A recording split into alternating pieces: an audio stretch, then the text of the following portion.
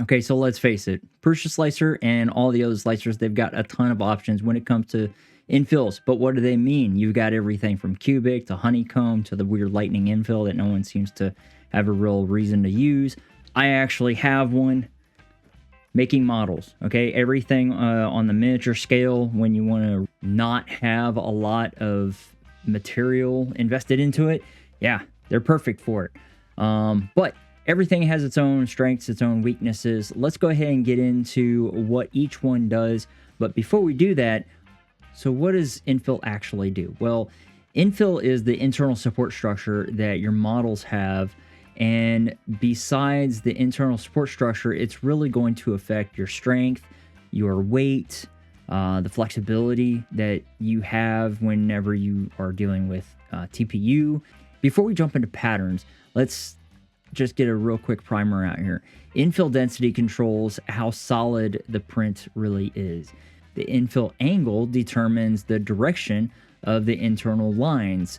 Combine infill and infill every X amount of layers is going to determine how to speed up your prints, but it's going to make it less structurally sound. So today we're going to be focusing on some of the more common patterns, the geometry that goes into the strength of the models. So the first one that we're going to be looking at is grid. With grid, you have an overlapping pattern. Honestly, it's one of the fastest, most simplest patterns to use out there. It's strong in the XY, but it's weaker whenever you get vertical. Great for making lids, boxes, low stress parts, but let's face it, you're not going to be making a set of steps out of it.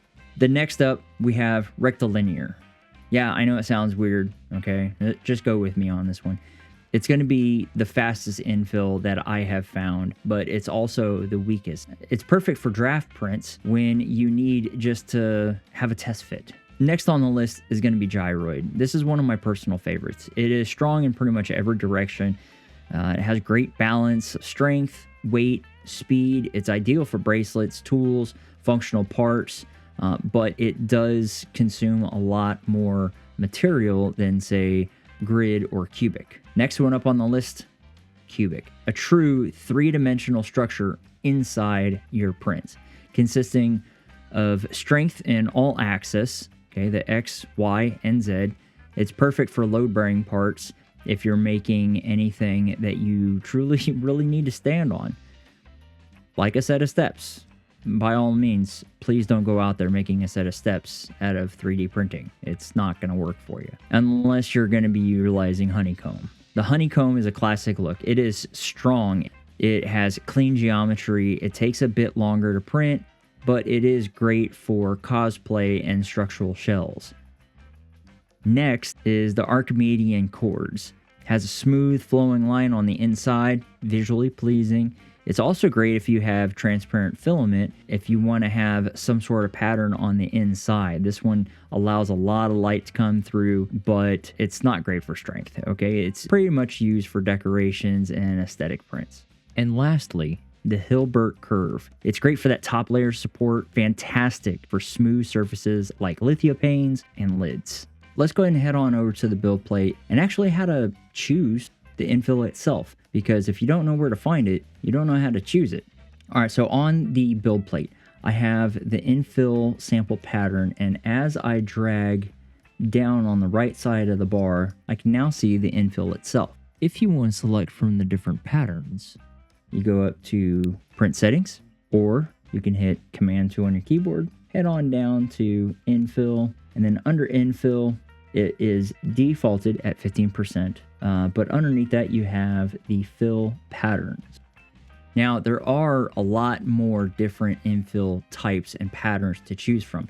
By goal, whenever you're looking for strength, go with gyroid, cubic, or triangles. All right, those seem to be the best that I have found. If you're looking for speed and you just need to get those draft prints out, look for rectilinear, grid, and adaptive cubic.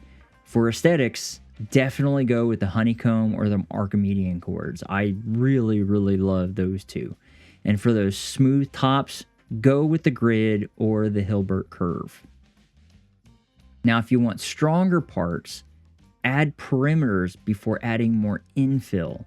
It's faster and more often stronger, Now, there are a lot more different infill types and patterns to choose from.